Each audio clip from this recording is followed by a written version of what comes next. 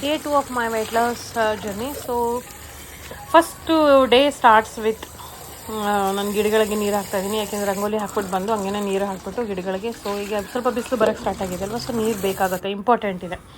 ಅದಾದಮೇಲೆ ಬೆಳಗ್ಗೆ as usual ಒಂದು ಲೆಮನ್ ವಾಟ್ರ್, ಜೀರಾ, ಸೋಂಪು ಅದ್ರ ಮಿಕ್ಸ್ ಪೌಡ್ರ್ ಮಾಡಿಟ್ಟಿದ್ದೀನಿ. ನಿಮಗೆಲ್ಲ ಗೊತ್ತಿದೆ, ತೋರಿಸಿದ್ದೀನಿ ಕೂಡ. ಸೊ ಅದನ್ನು ಪೌಡ್ರ್ ಹಾಕ್ಕೊಂಡು ನೀರು ಕುಡಿತೀನಿ. ಅದು ಹೊರಗಡೆ ಗ್ಯಾಲ್ರಿನಲ್ಲಿ ಕೂತ್ಕೊಂಡಿದ್ದೀನಿ. ಸೊ ನಮ್ಮ ಫ್ಲ್ಯಾಟಲ್ಲಿ ಇರೋದೆಲ್ಲ ಕತೆ ಇದೆ ಅಲ್ವಾ, ನಾವು ಒಂಥರ ಜೈಲಲ್ಲಿ ಇದ್ದಂಗೆ. ಸೊ ಹೊರಗಡೆ ನಾವೇನಾದ್ರು ಗ್ಯಾಲರಿಗೆ ಬಂದಿಲ್ಲ ಅಂದರೆ we almost in jail. There is no difference for jail and home ಅಲ್ವಾ. ಸೊ ಅದಕ್ಕೆ ಹಳ್ಳಿ ಲೈಫೇ ಭಾಳ ಚೆಂದ. ಅದಾದಮೇಲೆ ನನ್ನ ಮಗನ ಬಾಕ್ಸ್ಗೆ ಅಂತ ಆ್ಯಪಲ್ ಹಾಕಿದ್ದೆ. 1 ಪೀಸ್ ಉಳ್ಕೊಂಬಿಟ್ಟಿತ್ತು, ಅದು ಇನ್ನು ಖಾಲಿ ಆಗಿಬಿಡುತ್ತೆ ಅಂದ್ಬಿಟ್ಟು ಅದನ್ನು ತಿಂದೆ. ಅದಾದಮೇಲೆ banana for pre workout meal for ಏನಕ್ಕೆ ಜಿಮ್ಮಿಗೆ ಹೋಗಿ. ಇನ್ನು ನಾಷ್ಟ ಮಾಡಿಬಿಟ್ರೆ ಹೆವಿ ಆಗುತ್ತೆ. ಇನ್ನು ಜಿಮ್ಮಲ್ಲಿ ಹೊಟ್ಟೆ ಎಲ್ಲ ಮಾಡೋಕ್ಕಾಗಲ್ಲ, ಜಿಮ್ ಮಾಡೋಕ್ಕಾಗಲ್ಲ, ಹೆವಿ ಅನಿಸುತ್ತೆ. ಸೊ ಹಾಗಾಗಿ ಫ್ರೂಟ್ ಎಲ್ಲ ತಿಂದು ಹೋಗ್ಬಿಡೋಣ ಅಂದ್ಬಿಟ್ಟು. ಯಾಕೆ ಸ್ಮೂದಿ ಮಾಡ್ಕೊಳ್ಳೋಕ್ಕೆ ಮಿಲ್ಕ್ ಇರಲಿಲ್ಲ. ಸೊ ಹಾಗೆ ಹೋದೆ. ಸೊ ಅದಾದಮೇಲೆ ಜಿಮ್ಗೆ ಹೊರಟೆ. ಜಿಮ್ಮಲ್ಲಿ ಹೋಗಿ ಇವತ್ತು ಬ್ಯಾಕ್ ವರ್ಕೌಟ್ ಇತ್ತು. ಸೊ ಇದು ಯಾಕೋ ಶೂಟ್ ಹೆಂಗೆಂಗೋ ತಿರ್ಗಿಸಿ ಮಾಡ್ಬಿಟ್ಟಿದ್ದೀನಿ. ಬ್ಯಾಕ್ ವರ್ಕೌಟ್ ಮಾಡಿದೆ, ಹೆವಿ ಇತ್ತು ಸ್ವಲ್ಪ ಇವತ್ತು. ಅದಾದಮೇಲೆ ಸ್ವಲ್ಪ ಯೋಗನೂ ಕೂಡ ಮಾಡಿದೆ. ಯೋಗ ಮಾಡೋದು ಇಂಪಾರ್ಟೆಂಟ್ ಆಗುತ್ತೆ. ಯೋಗ ಮಾಡಿಲ್ಲ ಅಂತ ಏನಾಗುತ್ತೆ ಅಂತಂದರೆ ಫ್ಲೆಕ್ಸಿಬಿಲಿಟಿ ಆಗೋಲ್ಲ, ಬಾಡಿ ಎಲ್ಲ ಸ್ಟಿಫ್ ಆಗುತ್ತೆ ಜಿಮ್ ಮಾಡಿದಾಗ. ಸೊ ದಟ್ ಇಸ್ ಯೋಗ ಮಾಡೋದು ಇಂಪಾರ್ಟೆಂಟ್. ಅದಾದಮೇಲೆ ಮನೆಗೆ ಬಂದು ಇವತ್ತು ಚಿಕನ್ ಬ್ರೆಸ್ಟ್ ಇತ್ತು ಅಂದ್ಬಿಟ್ಟು ಫ್ರೈಡ್ ರೈಸ್ ಮಾಡಿದೆ. ಶ್ರಾವಣದಲ್ಲಿ ಏನೂ ತಿಂದಿರಲಿಲ್ಲ ಅಲ್ವಾ ನಾವು. ಸೊ ಹಾಗಾಗಿ ಮಕ್ಕಳು ಕೇಳ್ತಾಯಿದ್ದು ಫ್ರೈಡ್ ರೈಸ್ ಮಾಡಿದೆ. ಬಟ್ ವೆಜಿಟೇಬಲ್ ಜಾಸ್ತಿ ಹಾಕಿದ್ದೀನಿ. ಕ್ಯಾರೆಟು, ಕ್ಯಾಪ್ಸಿಕಮು, ಆನಿಯನ್ನು, ಆಮೇಲೆ ಫ್ಲವರು ಅದನ್ನೆಲ್ಲ ಹಾಕಿ ಚೆನ್ನಾಗಿ ತರಕಾರಿ ಜಾಸ್ತಿ ಹಾಕಿದ್ದೀನಿ. ಎಗ್ಗು, ಚಿಕನು ಎಲ್ಲ. So it's a balanced fried ರೈಸಲ್ಲಿ. ಬಟ್ ನೋ ಜಾಸ್ತಿ ಆಯಿಲ್ ಹಾಕಿ ಆ ಥರ ಏನೂ ಮಾಡಿಲ್ಲ. ನನಗೆ ಯಾವ ರೀತಿಯಲ್ಲಿ ಬೇಕೋ ಆ ರೀತಿಯೇ ಮಾಡಿದ್ದೀನಿ.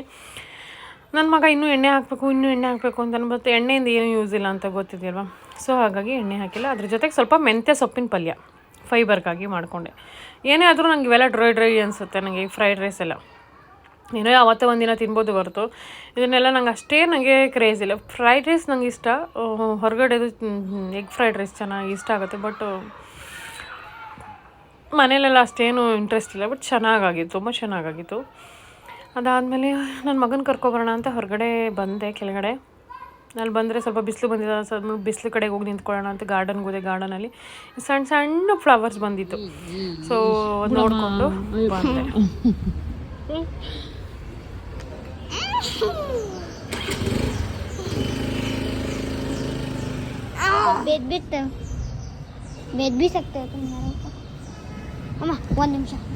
ಬಂದ್ ಮಾಡು, ಕ್ಯಾಮ್ರಾ ಫುಲ್ ಆಯ್ತದೆ. ಅದಾದಮೇಲೆ ಕಡಲೆ ಬೀಜ ಸ್ವಲ್ಪ ಸಂಜೆ ಈವ್ನಿಂಗು ಸ್ನ್ಯಾಕ್ ಥರ ತಿಂದೆ. ಒಂದು ಸ್ವಲ್ಪನೇ, ಜಾಸ್ತಿ ಅಲ್ಲ, ಒಂದು 10-20 ಗ್ರಾಮ್ ಅಷ್ಟು ತಿಂದ್ವಿ ಅಂದ್ಕೊಳ್ಳಿ. ಯಾಕೆಂದರೆ ಇವತ್ತು ಎಗ್ಗು ಆಮೇಲೆ ಮಾಡ್ಕೊಳ್ಳೋಣ, ಸುಮ್ಮನೆ ಏನಾದ್ರು ಒಂದು ಸ್ವಲ್ಪ ತಿನ್ನಬೇಕು ಅನಿಸಿದಾಗ ಮಾಡ್ಕೊಳ್ಳೋದು. ಅದಾದಮೇಲೆ ನನ್ನ ಮಗ ಕೂತ್ಕೊಂಡು ಸ್ವಲ್ಪ ಓದಾದ್ಮೇಲೆ ಸ್ವಲ್ಪ ಏನೋ ಪುಸಿ ಹೊಡಿತಾನೆ, ಅದಕ್ಕೊಂದು ಸ್ವಲ್ಪ ಏನೋ ಕೊಡಬೇಕಾಗತ್ತೆ ಹಾಗೆ. ಸೊ ಅದಾದಮೇಲೆ ಫ್ರೂಟ್ಸ್ ಆ್ಯಸ್ ಯೂಶ್ವಲ್ ಕಟ್ ಮಾಡಿಕೊಂಡು. ಸೀಬೆಹಣ್ಣು ಇವತ್ತು ತುಂಬ ಚೆನ್ನಾಗಿತ್ತು, ಅಪರೂಪಕ್ಕೆ ತಿಂದೆ. ಸೂಪರಾಗಿತ್ತು ಇವತ್ತು ಸೀಬೆಹಣ್ಣು. ಏನೇ ಆಗಲಿ ನಮ್ಮ ನಾಡು ಹಣ್ಣು ಇರೋ ರುಚಿ ಯಾವ ಹೈಬ್ರಿಡ್ ದಪ್ಪ ಒಳ್ಳೆ ಎಮ್ಮೆ ಹೆಂಗಿರ್ತವೆ ಅಷ್ಟೇ, ಅದರಲ್ಲಿ ಯಾವ ರುಚಿನೂ ಇರೋಲ್ಲ ಹೇಳ್ಬೇಕಂತಂದರೆ. ಸೊ ಹಾಗಾಗಿ ಎಲ್ರಿಗೂ ಕೊಟ್ಕೊಂಡು ಕೂತ್ಕೊಂಡು ತಿಂದೆ. ಅದಾದಮೇಲೆ ಕಿಟಕಿ ಮೇಲೆ ಹೋಗಿ ಕೂತ್ಕೊಂಡಿದ್ದೆ ನಾನು. ಸಣ್ಣ ಮಗು ಥರ ಎಂಜಾಯ್ ಮಾಡ್ತಾಯಿದ್ದೆ ನಾನು. ಆ ಕಡೆ ಕಿಟಕಿ ಇದೆ, ಕಿಟಕಿನಲ್ಲಿ ಸ್ವಲ್ಪ ಸ್ಪೇಸ್ ಒಂಥರ ಸ್ಲ್ಯಾಬ್ ಥರ ಇದೆ. ಸೊ ಹಾಗಾಗಿ ಅಲ್ಲಿ ಕೂತ್ಕೊಂಡು ಫ್ರೂಟ್ಸ್ ಎಲ್ಲ ಕೂತ್ಕೊಂಡು ತಿಂದೆ ನಾನು. ಅದನ್ನು ರೆಕಾರ್ಡ್ ಮಾಡಿದ್ದೀನೋ ಏನೋ ನಂಗೆ ಗೊತ್ತಿಲ್ಲ, ಮಾಡಿದ್ದೀನಿ ಅಂದ್ಕೋತೀನಿ ನಾನು. ಅದಾದಮೇಲೆ ಇದು ಎಂಥದಪ್ಪ ಇದು ಸ್ವೀಟ್ ಲೈಮ್, ಅದನ್ನು ಕಟ್ ಮಾಡಿದೆ. ಅದು ತುಂಬ ಸ್ವೀಟ್ ಆಗಿತ್ತು. ಈಗ ಸೀಸನ್ ಅಲ್ವಾ ಸ್ವೀಟ್ ಲೈಮ್ದು. ಸೊ ಯಾವುದೇ ಸೀಸನ್ ಫ್ರೂಟ್ಸ್ ಬರ್ತೋ ಅದು ತೊಗೊಂಬರ್ನಿ ತಿನ್ನಿ, ಅದೇ ಬೆಸ್ಟು. ನಿಮ್ಮ ನ್ಯಾಚುರಲಾಗಿ ನಿಮಗೆಲ್ಲ vitamins, vitamin C, vitamin A, ಕಣ್ಣಿಗೆ ಬೇಕಾಗಿರೋದು ಎಲ್ಲದಕ್ಕೂ ಸಿಕ್ಬಿಡುತ್ತೆ. ಸೊ ಅನ್ನೆಸೆಸರಿಯಾಗಿ ನನಗೆ ಹುಳಿ, ನಂಗೆ ಟೇಸ್ಟ್ ಇಲ್ಲ, ನಂಗೆ ತಿನ್ನೋಕ್ಕಾಗಲ್ಲ, ಈ ಥರ ಹೇಳೋರು ಭಾಳ ಇರ್ತಾರೆ. ಸೊ ನೀವು ನೋಡಿ ಚಾಯ್ಸ್ ಮಾಡಿ ಹಣ್ಣಾಗಿರೋಂಥ ತೊಗೊಂಡು ಬಂದರೆ ಯಾವ ಹುಳಿನೂ ಇರೋಲ್ಲ, ಏನೂ ಇರೋಲ್ಲ. ಸ್ವೀಟ್ ಲೈಮ್ ಹಣ್ಣಾದ್ಮೇಲೆ ತುಂಬ ಟೇಸ್ಟಿ ಇರುತ್ತೆ. ಸೊ ಅದಾದಮೇಲೆ ಕಿಟಕಿ ಮೇಲೆ ಹತ್ತು ಕೂತಿದ್ದೀನಿ ನೋಡಿ, ಆಗಲೇ ಹೇಳ್ದಂಗೆ ತುಂಬ ಎತ್ತರ ಇದೆ, ಅದ್ರ ಮೇಲೆ ಹತ್ತು ಕೂತ್ಕೊಂಡೆ.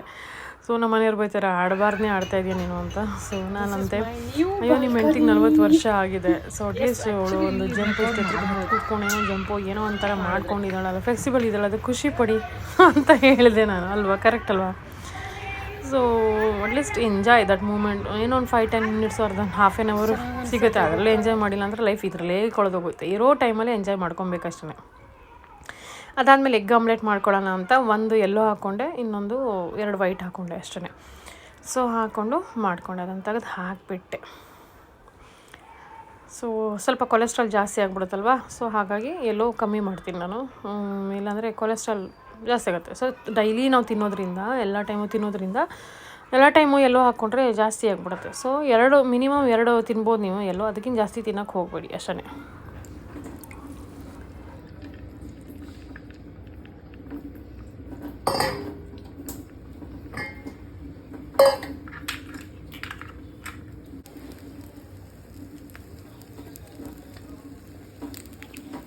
Some fiber.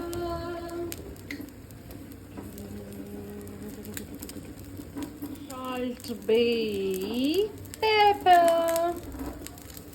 magic,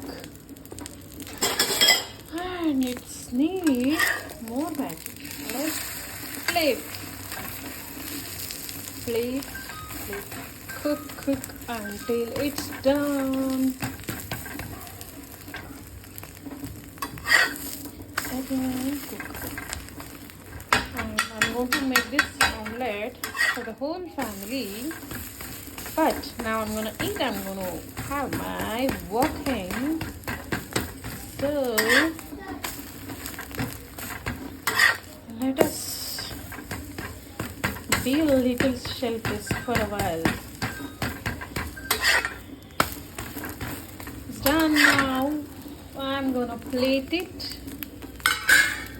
Sorry for the mess. How much I can do, Kalba. So it's done. How beautiful. It's done. Let's have it. ತಿಂದಿಗೆ ವಾಕಿಂಗ್ ಹೋಗ್ತೀವಿ. ಕೇಳಬೇಡಿ, ಗಮ್ಮ ಅಂತ ಇದೆ. ತಿಂದು ಬ್ಲೌಸ್ ಹೊಲೆ ಕೊಟ್ಟಿದ್ದೆ, ಇಸ್ಕೊಬರೋಣ ಅಂತ ಹೋದೆ. ಹಂಗೆ ಇಬ್ಬರೂ ಭಾಳ ದಿನ ಆಗಿತ್ತಲ್ಲ, ಮಾಡಿಸಿ 2-3 ತಿಂಗಳಾಗಿತ್ತು ಅನ್ಕೊತೀನಿ. ಹೋಗ್ತಾ ಇದ್ದೀನಿ.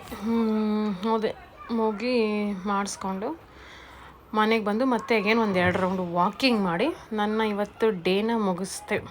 ಯಾಕೋ ಬ್ಲೌಸು ಸರಿಗೆ ಹೊಲ್ದಿರಲಿಲ್ಲ, ನೋಡ್ಬೇಕಾದ್ಮೇಲೆ ಮತ್ತೆ ರಾತ್ರಿ ಅಗೇನು 9 o'clock ಹೋಗಿ ಬೆಡ್ ಹೋಗ್ತಾಯಿದ್ದೀನಿ. ಬಟ್ ಹೊರಗಡೆ ಸೌಂಡ್ ಅಷ್ಟಿದೆ, ನನಗೆ 10 o'clock ಆದರೂ ನಿದ್ದೆ ಬರ್ತಿಲ್ಲ.